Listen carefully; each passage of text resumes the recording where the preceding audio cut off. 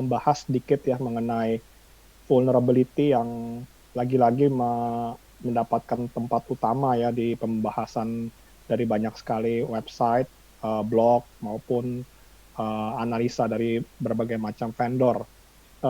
Nggak begitu lama ya kita juga mendengar ada beberapa ya mungkin saya tanya aja ke teman-teman di sini, ada yang masih ingat gak ya beberapa waktu lalu kita pernah ada uh, beberapa vulnerability yang cukup notorious juga ya, itu ada vulnerability di Microsoft Exchange.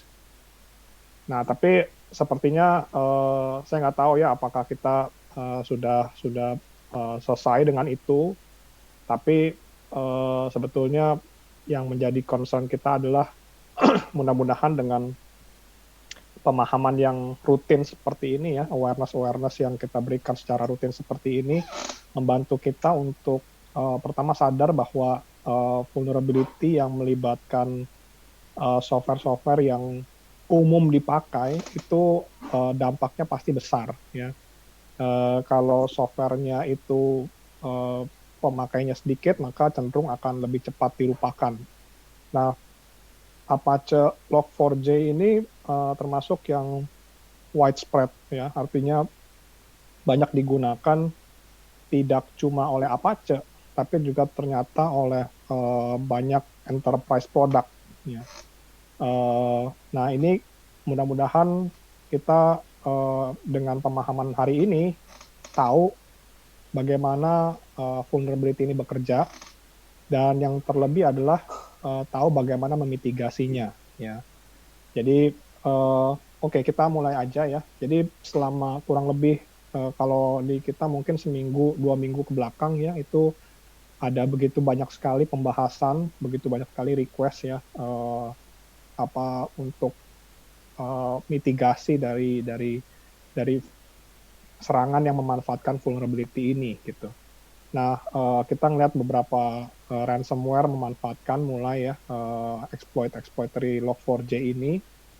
Jadi sangat banyak sekali ya. Jadi bahkan itu juga alasannya kenapa cuma dalam waktu beberapa menit kita memblast invitasi email ini ya, event ini, kita mendapatkan begitu banyak antusiasme ya. Jadi mudah-mudahan teman-teman bisa ikutin event ini dan mendapatkan sesuatu. Pertama kita bahas dulu ya mengenai apa itu Apache Log4j exploit ini. Ya, jadi sedikit mengenai background-nya ya. Exploit yang menyerang atau memanfaatkan celah dari Log4j itu diberi nama seperti biasa ya, namanya ada yang keren-keren ya, kayak dulu kan ada Eternal Blue dan banyak-banyak lagi yang lain, ada Proxy Logon ya, Zero Logon, dan sekarang diberi namanya adalah Log4Shell ya. Nah, jadi si Apache punya logging utility namanya adalah Log4j. Ini ternyata ditemukan ada celah. Nah, unfortunately yang menemukan ini adalah bad guy-nya. Ya, artinya kita ngomongin mengenai zero day. Zero day kita biasanya refer kepada sebuah exploit ya yang memanfaatkan sebuah celah keamanan di mana patch-nya belum ada. Jadi kita melihat dulu dampaknya, kita melihat dulu exploit-nya, kita melihat dulu dari sisi akibatnya, baru kita cari patch-nya gitu. Itu disebut sebagai biasanya adalah zero day. Nah, menggunakan celah keamanan ini, banyak attacker di luar sana yang udah coba mulai memanfaatkan. Salah satunya adalah dengan melakukan remote code execution ya, atau RCE. Nah, celah dari Log4j ini atau exploit yang disebut sebagai Log4Shell itu sudah diberikan kode atau identifier, namanya adalah 2021-44228. Ya, nah versi yang terdampak itu adalah versi 2.0 beta 9 sampai dengan 2.14. Nah, apa itu celah keamanannya seperti apa? Ya, jadi di dalam logging mekanismenya itu ada lookup ya. Jadi di dalam penulisan log oleh modul Log4j itu ternyata tersedia fungsi lookup. Ya, di mana ketika fungsi lookup ini menemukan ada string dolar terus kurung some expression ya, ekspresi apa aja di dalamnya, maka mereka akan melakukan lookup dan ini punya potensi ya untuk bisa memerintahkan si server yang menerima bagian dari log tersebut untuk melakukan apa yang ada di dalam expression tersebut. Nah, metode yang disupport oleh mekanisme lookup ini itu ada beberapa. Ya, memang yang paling umum ya di sini ada tertulis ya, ada JNDI, ada sys, env, Java, lower, upper.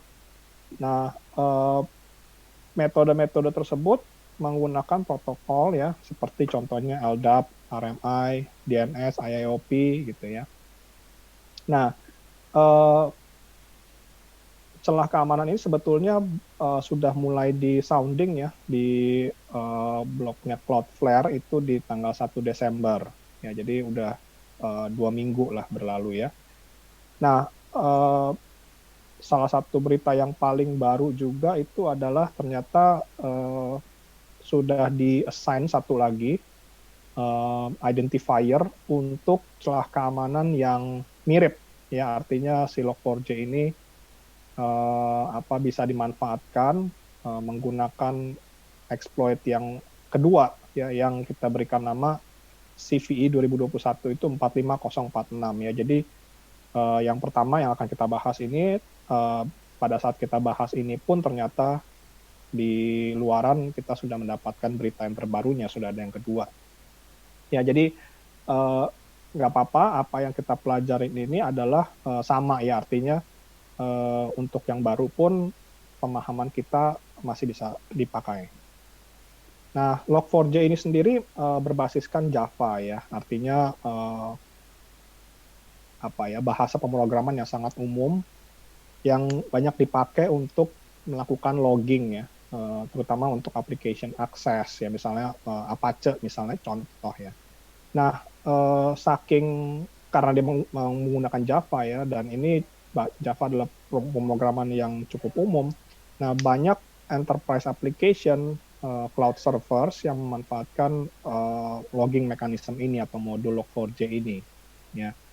Nah, spesifik kita akan kasih contoh untuk yang menggunakan JNDI ya, Java Naming and Directory Interface.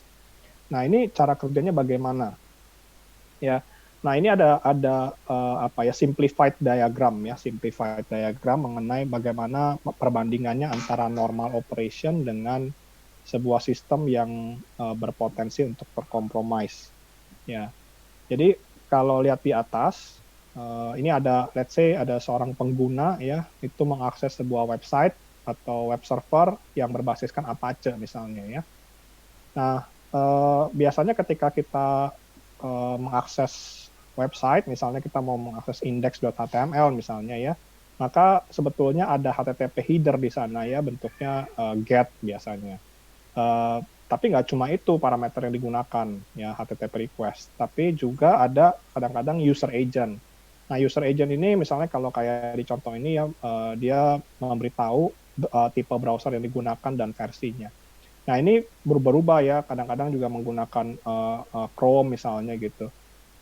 Nah, biasanya ini digunakan untuk si website ini bisa menentukan, oh yang akses ini menggunakan mobile browser atau desktop version gitu, sehingga dia bisa kasih halaman page-nya itu yang sudah disesuaikan. Oh ya, karena ini versi desktop yang di-request yang menggunakan browser dari desktop PC misalnya, maka dia akan memberikan ukuran size font yang sesuai dengan versi browser tersebut ya.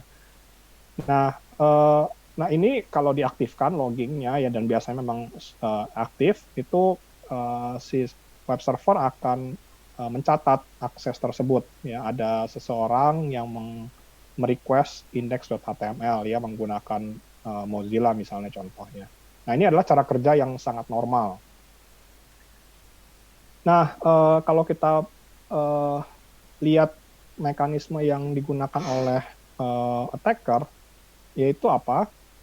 Yaitu pada saat, ini contoh ya, ini contohnya adalah pada saat user agent, parameter user agent itu biasanya diisi dengan browser misalnya. Nah, ini dia rubah isinya menjadi yang itu tadi ya, sebuah string yang mengharuskan si web server untuk melakukan lookup. Ini di sini contohnya adalah dolar terus kurung, terus dia kasih lihat lookup mekanisme GNDI, protokolnya adalah LDAP. Nah, ini yang menarik ya, setelah titik 2//, nah dia bisa aja merefer kepada sebuah IP attackerserver.com misalnya yang ada di manapun itu berada menggunakan certain port misalnya, dan mengakses certain objek ya. Di sini dalam sebutannya adalah exploit payload. Nah, dengan seperti ini si web server akan menulis aja ya seperti biasa, dia akan menulis. Nah, tapi ketika dia menulis, dia akan melihat string ini. Nah, string inilah yang akan di-execute ya, dijalankan. Dia akan ambil apapun yang ada di dalam expression tersebut ya. Nah, ini kalau si attacker itu berhasil membuat LDAP server dalam kasus ini, maka basically dia akan bisa mereply alamat yang mungkin berisikan sesuatu yang di luar intended, di luar dari apa yang diharuskan ya. Misalnya dalam hal ini adalah malicious payload. Nah, kita akan lihat nanti bahwa malicious payload ini bisa dipakai untuk ngapain aja.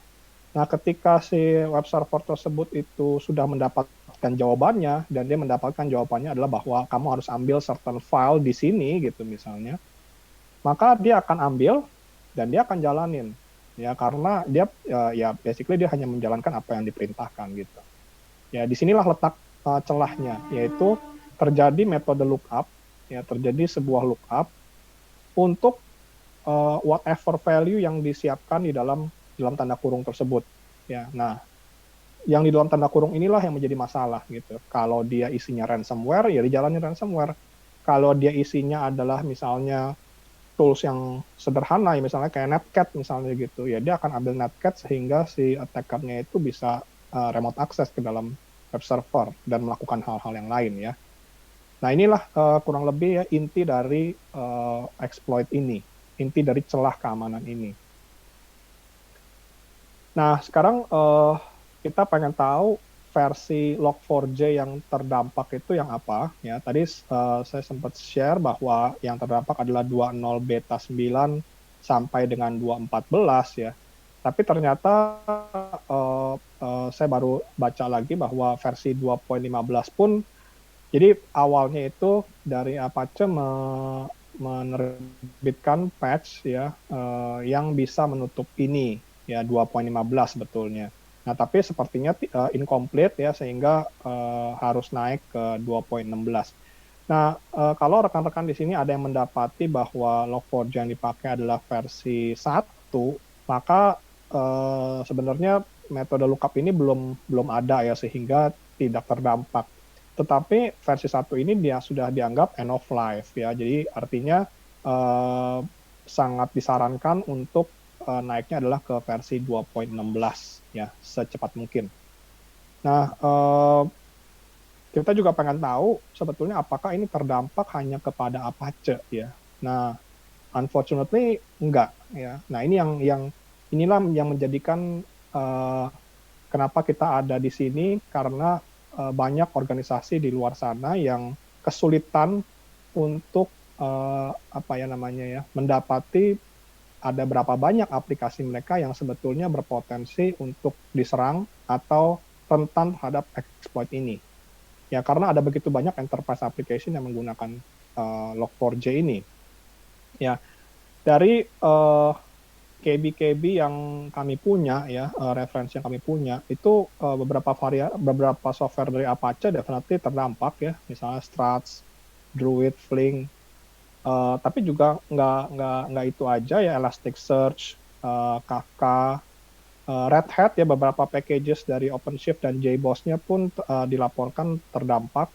Beberapa plugin dari Jenkins ya beberapa versi dari produk VMware, misalnya vCenter, Citrix, Atlassian, NetApp itu dilaporkan ini juga ya. Jadi buat rekan-rekan atau ada juga ya, saya sempat nyari-nyari juga di GitHub itu ada satu portal yang cukup bagus ya, dia bikinin kayak daftar dari A sampai Z gitu, daftar software yang kalau kita klik di sana kita akan dapetin tuh apakah dia terdampak atau enggak gitu. Jadi teman-teman bisa coba cari juga ya. Jadi dan itu bisa dibilang banyak. Nah, artinya kita mesti aware nih aplikasi apa saja yang di dalam sistem yang kita punya itu yang masih menggunakan versi Log4j 2.16 ke bawah gitu. Nah, itu harus segera di-patch.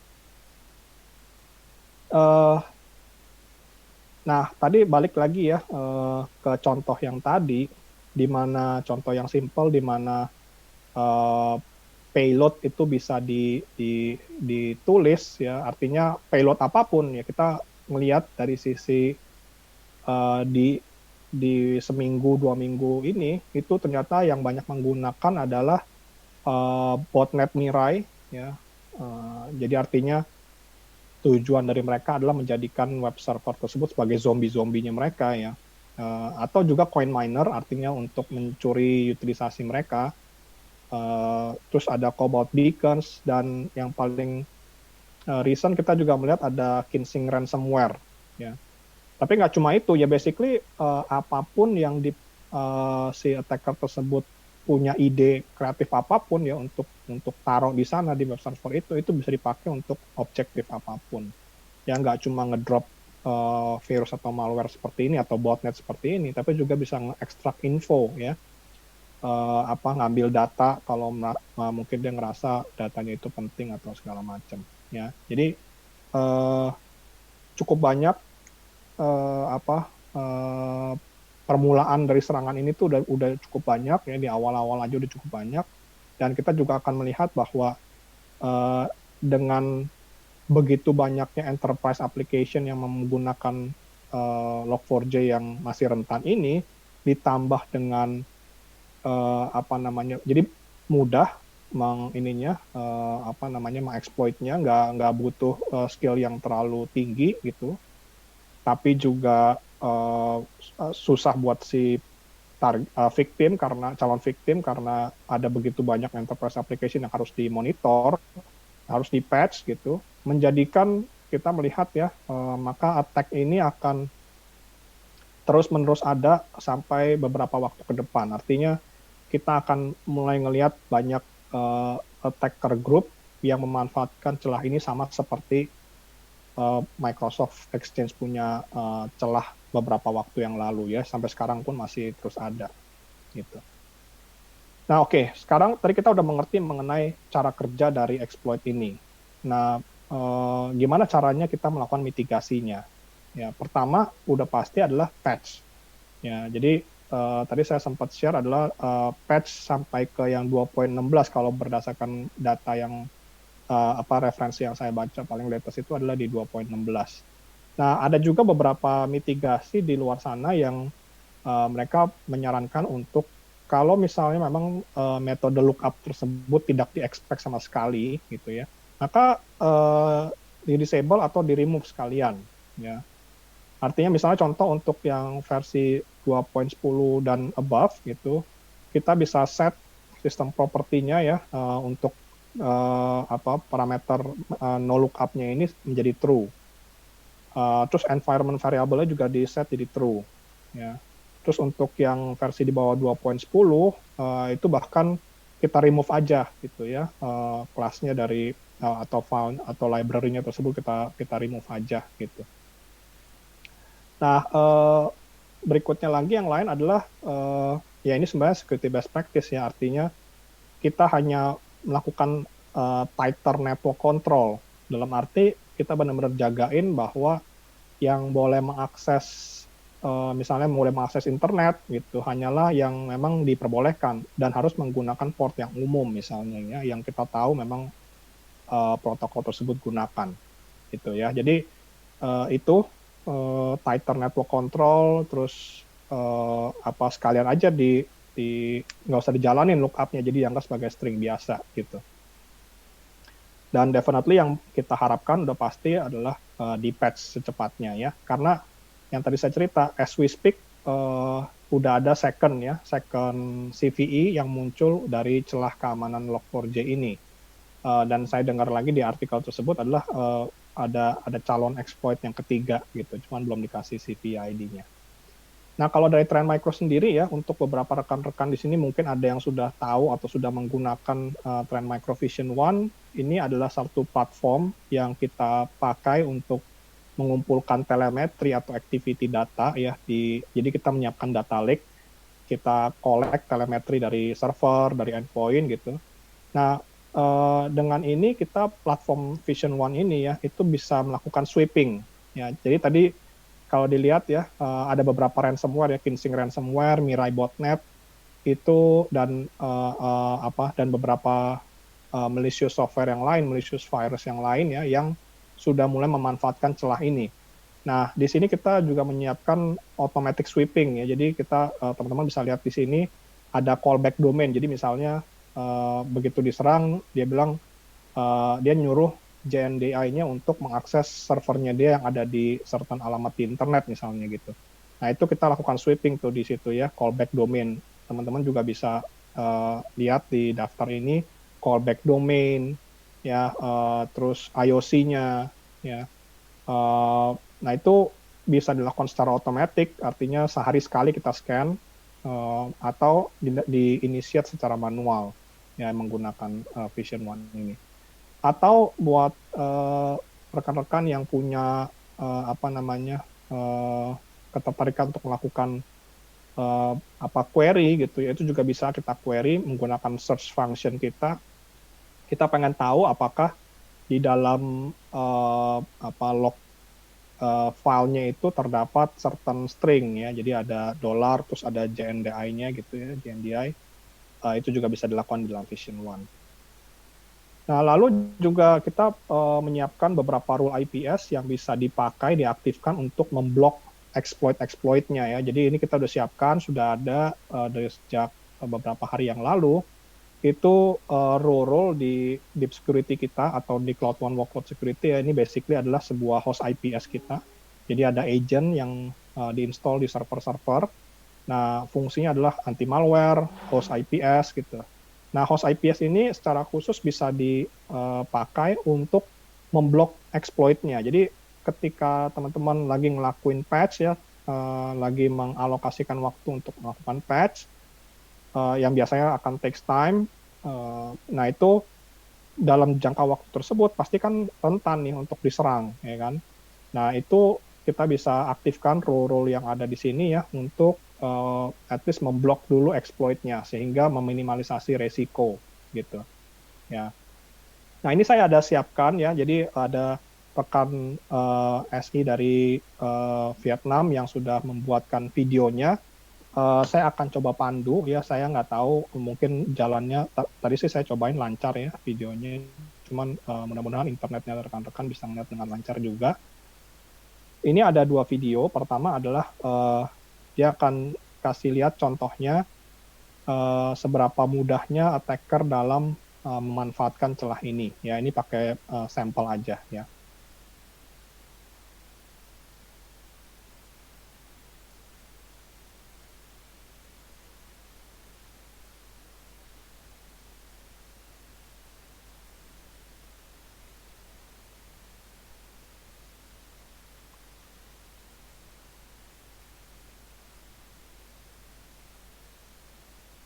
Nah, ini dia saya pandu aja ya karena dia menggunakan bahasa Vietnam gitu. Nah, dia bikin listener untuk dia siapkan ya sebuah server untuk melihat apakah benar server ini dihubungi oleh web server yang terdampak. Ya, jadi dia listening nih di port 8081 ya. Dia listen aja. Nah, dia pastikan dulu untuk IP dari server yang akan dia pakai, ya. Nah, terus dia jalanin nih, ya. Teman-teman bisa lihat ya itu menggunakan curl. user agentnya dirubah. Nah, terus di sini kelihatan tuh muncul ada connection receive ya, artinya dia siapkan sebuah server biasa, dia cuma dengar aja apakah ada yang kontak dia atau enggak gitu. Nah, ternyata ada koneksi yang masuk nih. Jadi begitu dijalankan tadi ya komen yang sangat simpel itu aja, servernya dia terhubung gitu. Nah, ini bayangin ini adalah sebuah konsep POC yang sangat simpel tapi bisa menjadi potensial damaging buat attacker yang memang lebih sophisticated ya. Nah, lalu di video yang kedua ya kita akan lihat ini adalah kita menggunakan Cloud One Workload Security. Ya, jadi di Cloud One Workload Security ini kita udah ada agent yang akan dipasang di web server tersebut ya. Nah, kita aktifkan IPS ya. Modul IPS-nya kita aktifkan, kita set di prevent. Nah, di sini di dalam daftar rule-nya ini kita cari ya log4j ini sudah update, jadi rule-nya sudah ada ya, tinggal di search aja log4j. Terus tinggal dicentang ya, dicentang. Nah, ini dia bilang katanya ada rule lain yang harus diaktifkan kalau rule tersebut mau dinyalain ya.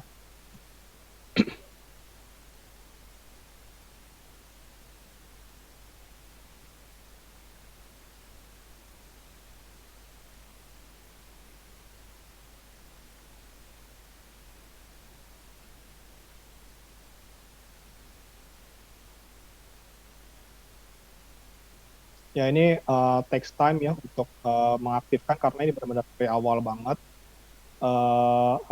Ini sebenarnya video saya potong karena terlalu lama ya, dia bahkan dari instalasi pertama kali, instalasi agent pertama kali. Nah, kita tungguin aja sampai dia akhirnya sudah on modul IPS-nya dan sudah apply rule-nya ya. Dalam hal ini nggak ada modul lain yang dipasang ya, anti malware pun nggak terpasang, hanya modul IPS saja. Ya. Nah, sekarang kita balik lagi ke yang tadi ya, dia nyalain lagi listenernya di port 41, dia menunggu aja apakah ada yang bunyi, nah, terus dia jalankan lagi tuh komennya. Nah, untuk yang kali ini ada tulisannya connection reset by peer. Nah, ini artinya bahwa exploit tersebut terbaca oleh si Cloud One Workload Security, lalu dia memblok ya. Nah, kita lihat nih events-nya ya. Nah, kita cek di tab events. Nah, ini kita tunggu lognya sampai muncul.